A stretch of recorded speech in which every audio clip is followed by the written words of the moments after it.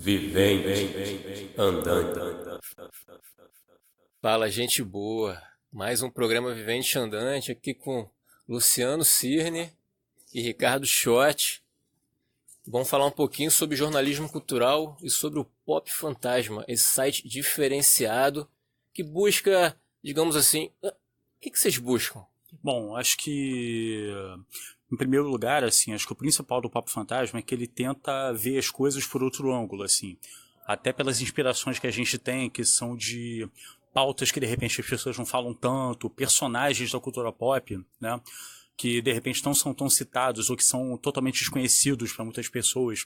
A gente tenta atacar a cultura pop por esse lado, né? Tentar ver, às vezes, a coisa não por uma perspectiva que não é mainstream, às vezes até por uma perspectiva que não é underground, que não teve nem tempo de se tornar isso, né? Então, por exemplo, se a gente vai falar de Beatles, a gente prefere falar de uma coisa dos Beatles que nem todo mundo tá falando. Se a gente for falar de Ramones, são bandas conhecidas, a gente prefere falar de coisas que as pessoas não estão falando tanto deles, né? Detalhes da biografia deles, detalhes da vida, da trajetória deles que não são tão citados, né? Por aí. A falar de coisas que você vê no YouTube que de repente estão ali, mas ninguém está falando delas, falta alguém fazer uma curadoria daquilo, digamos assim, e tentar descobrir personagens. Seria um jornalismo investigativo trash? Não sei se seria trash, cara. Tem um lado trash, mas não é só isso, né? Tem esse lado também, mas eu costumo chamar de cultura pop marginal. Acho que é um nome que dá para definir melhor. Eu acho que é mais ou menos por aí mesmo. Assim, eu gosto de pensar no Pop Fantasma como se a gente estivesse procurando um público seleto, né? Assim, para ver sobre, como eu estava falando aqui antes com você, né? Antes da gente começar a gravar, para falar sobre o filme dos Vingadores, por exemplo, acho que já tem site demais por aí, né? Eu acho que é legal a gente procurar ver coisas assim um pouquinho diferentes. Como aqui enquanto a gente estava falando aqui na apresentação, eu falei sobre esse filme do Homem-Aranha de Gana, que é uma coisa assim tão diferente, quase ninguém conhece, e tá lá, né? Assim, eu acho muito importante que as pessoas não fiquem presas só num ponto de vista, né? Tem tanta coisa legal acontecendo por aí, a gente precisa mostrar para as pessoas outros pontos de vista, outras situações que não sejam aquela mesmice, aquele rame-rame do dia a dia. Para isso o Pop Fantasma tá aí. E só te interrompendo um minutinho para citar um caso que rolou no site, por exemplo, agora no Rock in Rio veio o Goo Goo Dolls, né? Que é uma banda que é conhecida mundialmente. É uma banda que para muita gente é uma banda romântica, né? Porque o principal hit deles é Iris, né? Que tocou no rádio pra caramba. Foi a música que eles encerraram o show, né? Eles passaram pelo repertório, eu tava lá, eu vi o show deles. Eles passaram pelo repertório todo deles e terminaram com Iris. Ocorre que o Goo Goo Dolls originalmente era uma banda de punk e power pop, né? Não tem nada a ver com essa coisa mais romântica que rola, que é mais associado ao som deles. E eu vi uma vez no YouTube um vídeo deles no comecinho da carreira dando uma entrevista para um programa de TV desses da tarde. É uma coisa muito comum lá nos Estados Unidos e aqui no Brasil nem tanto, né? As bandas que começando carreira, elas davam muita entrevista nesses programas, tipo, que a gente até falou aqui no bate-papo, tipo Casos de Família, a Hebe Camargo, né, só que lá fora. Então eles dando entrevista por uma apresentadora dessas da tarde dos Estados Unidos, eles falando sobre a carreira deles, ela zoando os cabelos deles, né, porque na época eles tinham os cabelos super zoneados, né, e eles falando que a banda deles era uma banda para quem gosta de skate e som alto, assim, você não consegue nem imaginar o Goo Goo Dolls por Iris, né, fazendo esse tipo de som. Mas eles começaram com essa perspectiva. Então, assim, são coisas que não são tão citadas de determinados artistas e que interessam pra gente. Basicamente isso. Vocês são jornalistas culturais experientes. Como é que vocês veem a cultura nesse momento do país e o jornalismo cultural? Eu acho que a cultura nesse momento do país está tudo basicamente igual, né? Se você for ver o que está sendo lançado pelas gravadoras, tem muita coisa boa, né? Mas muitas vezes até o que é bom já vem muito padronizado, já vem muito preso a determinados padrões, né? Muita gente até fala que o rock morreu, que o rock não está mais na mídia. Eu acho até bom que o rock não esteja na mídia. Acho que isso quer dizer que talvez ele não esteja tão padronizado quanto outros estilos, né? Até o próprio rap, por exemplo, que hoje é uma das maiores forças da música brasileira, tem muita gente fazendo música igual, sertanejo nem se fala e tudo. Então é um momento em que as coisas estão ganhando público meio por sabe? Eu acho que uma coisa que é muito típica das pessoas, né? Isso até a psicologia explica, é que elas gostam de repetição.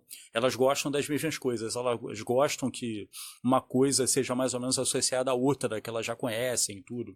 Então aqui no Brasil isso virou norma, né? Acho que até pela questão de tudo estar seguindo meio com algoritmo e tudo mais, acho que tá tudo meio repetido, tudo muito igual, né? As pessoas não fazem nada sem pesquisa e tudo, né?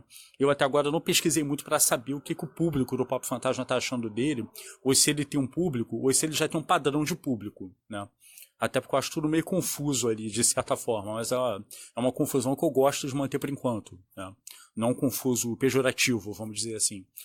Mas eu acho que a cultura brasileira no momento, e acaba que o jornalismo cultural brasileiro muitas vezes acaba repetindo um pouco isso, até porque ele tem que vender jornal, entendeu? Ele tem que vender clique de site, sabe? Então, no Brasil é muito difícil você conseguir fazer uma coisa que fuja dos padrões. Talvez seja uma tendência mundial, mas aqui no Brasil está muito complicado isso. O que me incomoda na questão cultural nesse momento, assim, além de todas essas questões que o Scott falou, é ver como é que assim, a questão cultural está sendo demonizada atualmente, né? Parece que todos os artistas, parece que todas as pessoas que pensam um pouco fora da caixa, jornalistas, estão meio que se tornando, sei lá, parece que as pessoas estão sendo mal vistas, parece que a gente está sendo considerado culpado pelas coisas que estão acontecendo. É um troço muito estranho. E assim, eu fico incomodado com isso, porque é justamente o oposto, né? A gente está aí justamente para fazer as pessoas pensarem, para fazer as pessoas abrirem um pouco mais o leque, assim, os horizontes, as pessoas não ficarem presas aquela coisa assim tão fechada, né? Que tanto me incomoda, que foi até por isso o motivo pelo qual me fez entrar no Pop Fantasma, aceitar o convite do Scott para entrar aí. É justamente para a gente poder sair um pouco disso. E atualmente a gente vê que as pessoas, como ele falou, como o Scott disse, parece que as pessoas querem ficar presas naquele nicho, querem ficar presas na mesma repetição, elas não querem ir além, e a pessoa que parece que tenta acenar ali, não, pessoal, parece que aqui do outro lado da rua tem uma coisa interessante, vamos atravessar aqui para ver o que está acontecendo. Essa pessoa acaba se tornando demonizada, acaba se tornando, sei lá, mal vista, e aí fica todo mundo do mesmo lado. É uma questão complexa, sinceramente eu não sei como resolver isso a curto prazo. Assim como dizem que o rock morreu, também dizem que o jornalismo morreu. Acho que não. Acho que ele está bem vivo. Acho que, mesmo com as dificuldades, as pessoas estão fazendo coisa. Tá? Acho até que essa própria repetição, você pode sair um pouco disso, até se você está em jornais grandes. Acho que tem sempre uma saída, né? Eu só não sei dizer exatamente se é uma saída rentável, mas isso aí com o tempo se ajeita. Dizer que morreu talvez seja uma expressão um pouco forte. Tá na UTI, respirando por aparelhos, mas ainda tá vivo, ainda vai se manter. Até quando, só Deus sabe.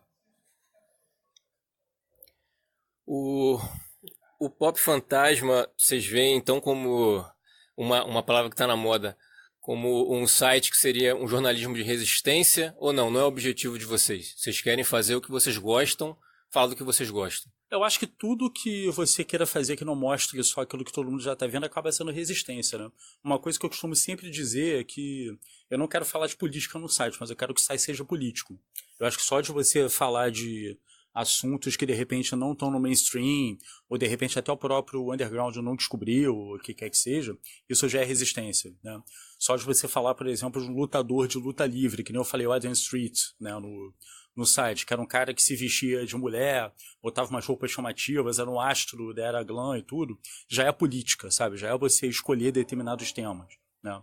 Eu acho que revela muito de como o jornalismo acaba sendo muitas vezes, agora começou a ficar meio na moda esse ano, essa coisa do presidente, né, que a gente tem agora, de falar que não, mas agora a gente vai fazer uma coisa sem viés ideológico. Não existe fazer nada sem viés ideológico. Se você não tem viés ideológico, você já tem viés ideológico. Então é meio por aí que a gente pensa.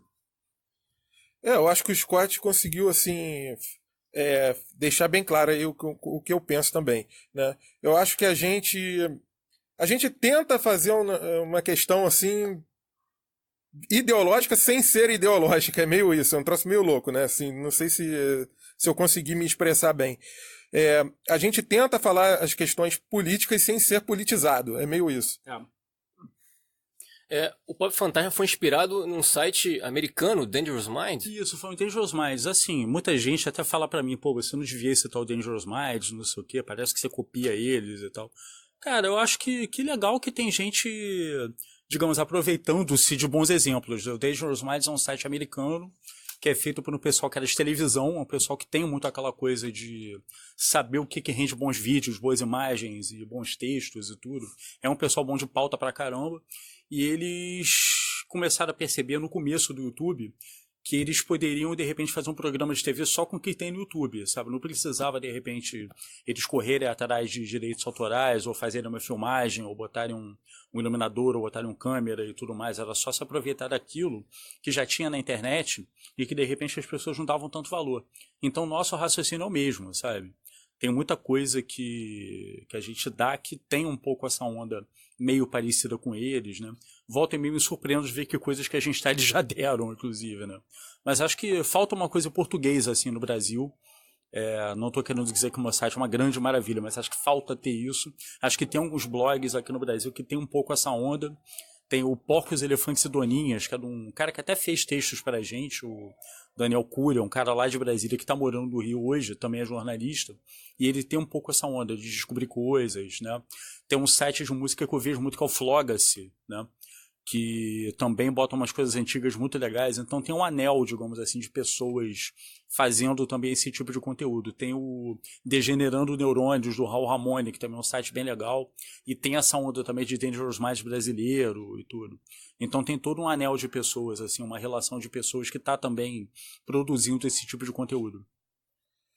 Eu sempre fui fã do Dangerous Minds, e eu acho que esse foi um dos motivos pelo qual, assim, quando o Scott me convidou para escrever no Pop Fantasma, foi assim um dos motivos principais que me fizeram ir. O outro é porque eu também já era amigo do Scott há longa data, já sabia como ele pensava, né? A gente tem assim a gente pensa de forma semelhante, a gente tem bastante similaridades, assim, né?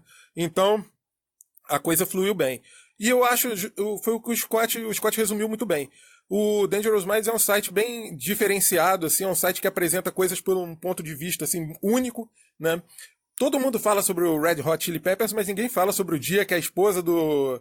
que a mulher do Anthony Kiedis deu porrada nele no palco, né? Teve uma vez que ele arrumou uma namorada e ele não era um cara fiel, assim, ele chifrava ela. Ela era uma amante dele de outra namorada que tinha passado a namorar ele. E o Anthony Kiedis, cara, tipo assim, é muito comum na história do rock, é aquele rolê da banda que não é ninguém, fica famosa, oba, vamos comprar todo tipo de drogas, aí fica doidona. Não, o Anthony Kiedis era doidão desde cedo, sabe? Com 18 anos o cara já tinha sido umas 5 overdoses e tudo. Aí, num dos shows que o Red Hot Chili Peppers deu, ele tava com essa namorada, mas ele combinou de ir uma stripper no palco, não sei, acho que era uma mulher que ia tirar roupa no palco, não sei o que era, e dançar, não me lembro exatamente qual era o caso, tem no Pop Fantasma, dá uma olhadinha ali, e a namorada dele tava ali escondida e subiu no palco para dar porrada nele, derrubou ele no chão, e esse vídeo virou um vídeo conhecidíssimo, assim, na região da Califórnia, das bandas da Califórnia e tudo, e tá no YouTube, sabe, eles tocando, acho que, se não me engano, eles estavam tocando Higher Ground do Stevie Wonder, e de repente, bem no comecinho deles, e de repente aconteceu essa cena. Então, assim, eu prefiro muito mais trabalhar com esse tipo de pauta, né? E dar a ela um bom texto, né? Porque tem muito site que até faz isso, mas você vai ver o texto não é exatamente uma maravilha, ou não rola um aprofundamento, ou então não é aquela pauta que eles lidam sempre. Eu prefiro muito mais fazer isso do que fazer, de repente, o que uma assessoria de imprensa manda, ou que sabe, o que tá na moda, acho que é isso. Ou tentar ver o que está na moda por outro ângulo, sabe? Tentar falar de uma banda lá do A, como eu falei, de uma forma lá do B. Acho que é o melhor. Essa é uma dúvida, inclusive. Como é que vocês decidem? Por exemplo, não, isso aqui é bizarro bastante, isso aqui é marginal bastante. Qual é esse filtro de vocês? Cara, o meu filtro é muito olhar para as coisas e com a cara, achar aquilo maneiro e ver aquilo no site. Gostar, assim, para tudo na vida dentro do jornalismo, eu penso, cara, eu gostaria de contar essa história. Basicamente isso. Sabe, eu gostaria de ter essa história contada por mim. Cara, bater o olho ali, como o Scott falou. Você bate o olho ali, às vezes você pensa, cara, isso aqui daria uma matéria legal, sabe? Tipo, quando você viu, eu vi essa matéria sobre o Hanatarashi, que era aquela banda que eu comentei japonesa aqui durante a apresentação nossa, né, que destruía os locais onde se apresentava e tal. Eu bati o olho naquilo, logo de cara já pensei, isso daria uma matéria interessante pro Pop Fantasma, justamente porque eu já sei o direcionamento do Scott, já sei como ele pensa, sei como é que a coisa funciona, então já sabia que pra ali ficaria bom, né? Resumidamente é isso, ou bater o olho assim e ver que aquilo ali daria uma coisa interessante, ou a base da pesquisa mesmo. Como a gente viu também, mais uma vez aí citando a apresentação, né? Pessoal, vocês que não foram perderam, me desculpa, mas foi bem legal. E assim, que a gente estava falando aqui também sobre o filme ganês do Homem-Aranha, né? Que também é uma questão assim, tão difícil de achar, assim, ninguém citou isso. Praticamente site nenhum brasileiro falou a respeito. Se algum site falou, foi algum blog minúsculo, assim, não sei. Né? Então, assim, que ninguém deve ter ouvido falar, assim, é procurar agulha em palheiro. Então, eu acho interessante a gente ver sempre por essa ótica. E sempre atrás do diferente. Uma história marcante que vem à sua mente nesse momento que você descobriu para o Pop Fantasma. Cara, uma história marcante. Tem 2 personagens brasileiros que eu descobri pro Pop Fantasma, que eu sempre cito eles, que é o... Vou citar 3, então. Que é o Celso Zambel, que é um músico paulista, que ele no começo dos anos 70, ele é meio daquela geração dos Mutantes e tudo, conheceu o Arnaldo Batista e tudo mais. Ele tocou com gente que tocou com os Mutantes, né? Ele nos anos 70 era um daqueles cantores que cantava música brasileira em inglês, aquela coisa tipo Morris Albert, né? Ele usava o nome de Paul Jones, né? E em 79 ele fez uma tentativa de carreira solo, gravando um disco com o nome dele, que saiu pela Som Livre, chamado Espírito da Noite, que era um disco muito louco, era uma coisa assim meio psicodélica, mas ao mesmo tempo tinha uma onda meio Lou Reed, meio Velvet Underground, assim. Foi um disco que não vendeu nada, né? Deve ter vendido 5 mil cópias, alguma coisa do tipo. E ficou desaparecido, né? O Celso depois trabalhou em TV, trabalhou como jornalista, inclusive. Ele tem uma história além da música e tudo. E esse disco ficou obscurecido. Acho que ninguém tinha ouvido muito falar dele. Até que um dia, eu estava dando uma olhada no Mercado Livre, eu vi que o disco dele vale 800 mil reais. Tem cópias sendo vendidas por R$1.000. Ele já está entrando naquele mercado americano de gente que é tarada por música brasileira, né? E o disco dele virou uma coisa cult, assim, de uma hora para outra, né? Aí eu consegui achar o Celso, a gente conversou, bati um papo com ele. Deve ter sido a primeira vez que alguém fez uma matéria com o disco dele, né? Um outro nome interessante é o Tony Lopes, que é um músico baiano, que é meio daquela geração do Camisa de Vênus. Ele era muito fanático pelo Camisa de Vênus, pelo Marcel Nova. E ele gravou um disco nos anos 80, acho que foi... Não, foi 90, 91. Ele originalmente era um baterista, ele era um cara que tinha bandas, assim, tocou em umas bandas até meio lendárias da Bahia, que dividiram um palco com gente conhecida de lá. Ele resolveu juntar o dinheiro dele para gravar um disco, assim. O disco dele é uma peça muito maluca, assim, porque ele era baterista, mas ele naquele momento tinha resolvido gravar, ele tinha tido tão pouco tempo, tão poucas condições para fazer o disco, que ele resolveu fazer o disco inteiro com bateria eletrônica. Então eram as músicas dele com uma bateria eletrônica tocando. Acabou que o disco dele deu um problemão na família dele, porque a ideia era botar uma imagem de Cristo, aí a família dele, que era espírita, ficou puta com isso. Aí ele teve que mudar para outra imagem. Aí ele mandou fazer umas cópias independentes, vendeu. A Veja deu uma crítica do disco dele falando mal e tudo, dizendo que ele cantava mal, não sei o quê. E tudo. Essa história tem que ver no site, que é muito complicada. Muito... Uma história que eu gostei de ter botado lá foi de uma banda de um amigo meu, que é o Sérgio Túlio, Saara. Eles têm uma demo deles tocando músicas do Kraftwerk, né? Aí tem eles tocando, acho que Showroom Dummies, alguma coisa assim. Uma história bem bacana que ele contou é que o Sérgio e o Raul Rashid, que fazia a banda com ele, eles são de uma cidade do interior do Rio, que é Bom Jesus de Itabapoana, né? E assim, cara, a gente estando no Rio, em Niterói, a gente nem imagina que nessas cidades mais pequenas você tem um núcleo tão grande de fãs de música pop, música eletrônica e tudo. Ele falou pra mim, cara, lá tinha muito fã do Kraftwerk, tinha uma loja, que tem até hoje lá, inclusive, que saiu um disco lá fora, o pessoal corria pra loja pra comprar. Então, assim, eles tinham informações pra caramba de bandas lá de fora, discos importados e tudo mais. Então, pô, bem bacana isso. Ele falou da versão que ele fez. Ele lembrou que quando ele tocava em casa, assim, ele botava pra rodar Showroom Dummies, o Kraftwerk, tinha uma vizinha que ficava puta da vida reclamando, aí fazia barulho em casa, aí reclamava com eles, Aí, assim, é bem maneiro, assim, deu uma relembrada nisso. Duas matérias que eu escrevi assim que me marcaram porque deram um bom retorno, assim, muita gente viu, e também porque foram matérias assim, bem diferentes. Foram, primeiro, a primeira entrevista que eu fiz pro Pop Fantasma, que foi com um artista japonês chamado Ryosuke Kiyasu. Esse camarada é um baterista japonês que ele faz a apresentação no meio da rua só com uma caixa de bateria lá e fica... É completamente maluco. Ele bate com a caixa na cabeça e joga a caixa na parede. É um troço, assim, insano. E a gente conseguiu entrevistar esse cara, ele foi bem gente boa com a gente, deu um retorno legal, deu bastante visualização.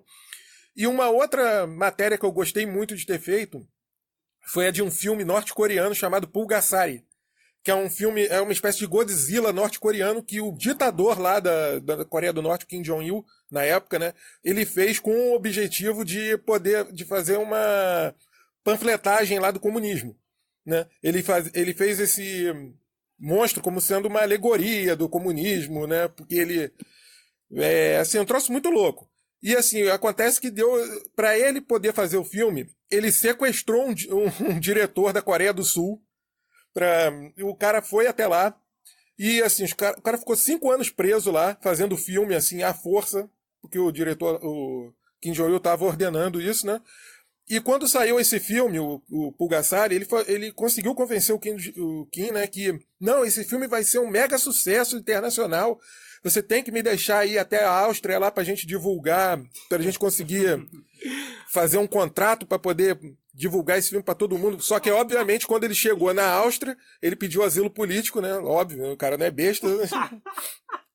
E assim, eu achei essa história tão maluca, mas tão maluca, cara, que achei que ela merecia uma matéria e foi muito bem recebida também. Teve bastante visualização. Muito bom. Para finalizar, o que é arte? Cara, eu acho que arte é tudo aquilo que um artista quiser que é arte. Pronto. Eu entrevistei recentemente aí um camarada chamado Sasha Konietzko, de uma banda chamada KMF Jam. A entrevista vai acho que semana que vem lá no... Essa semana que vem no máximo. E eu fiz essa mesma pergunta para ele. Ele me respondeu da seguinte forma, e eu achei perfeito. É tudo que é independente. Se não for independente, não é arte. É isso aí. Exatamente. E como que o pessoal encontra o Pop Fantasma? popfantasma.com.br. Eu ia falar aqui na palestra que vocês falando que vem vai ter um canal de vídeos, eu vou voltar a fazer podcast. Provavelmente o canal de vídeos vai ser no Instagram. Eu tô pensando em, de repente, focar no Instagram e jogar no YouTube, alguma coisa do tipo. De repente, alguma coisa pro Stories. Maravilha, gratidão, gente. Muito obrigado aí pela força, cara. E assim, é isso aí, galera. Todo mundo aí acessando o Pop Fantasma. E, pessoal, força aí. A gente tá vivendo uns tempos aí obscuros, então vamos lá, pessoal. Resistam, falou? É isso aí, resistam e muito obrigado aí por ouvir a gente. Gratidão, minha gente. Mais um programa Vivente Andante, mais uma aula de jornalismo cultural. Até o próximo. Vivente Andante.